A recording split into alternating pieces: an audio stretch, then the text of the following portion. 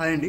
ఈరోజు మనం చెప్పుకునే టాపిక్ ఏంటంటే కంటి కురుపుల గురించి. చాలామంది ఏంటంటే కంటి కురుపులు అనేవి ఒక బాడీలో హీట్ వల్ల, కానీ బాడీలో వేడి వల్ల అవి కంటి కురుపులు అనేవి వస్తాయి అని అనుకుంటూ ఉంటారు. కానీ అది తప్పండి, అది రాంగ్.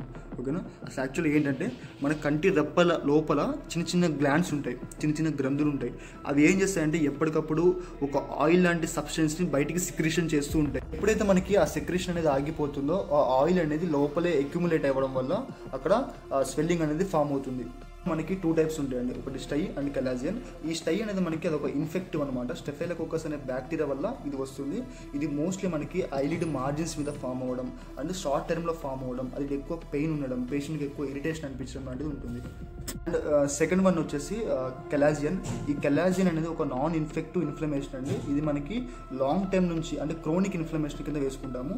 ఇది మనకి ఏంటంటే ఎక్కువ పెయిన్ ఉండదు. ఇది మనకి లిడ్స్లో ఉన్న టార్సల్ ప్లేట్లో మైబోమియన్ గ్లాండ్ బ్లాకేజ్ వల్ల ఫామ్ అవుతుంది. దీనికి సింపుల్ ట్రీట్మెంట్ ఏంటంటే హాట్ ఫార్మెంటేషన్, గోరువెచ్చని నీళ్ళతో కాపడం లాంటిది పెట్టాలి. డైలీ ఇది 4 to 5 టైమ్స్ పెట్టాలి. పెట్టిన ప్రతిసారి 10 to 15 మినిట్స్ పెట్టాలి. ఇది పెట్టినా సరే ఇది ప్రాబ్లం ఇలానే కంటిన్యూ అవుతుందంటే మాత్రం ఒకసారి కంపల్సరీగా హాస్పిటల్కి రావాల్సి ఉంటుంది.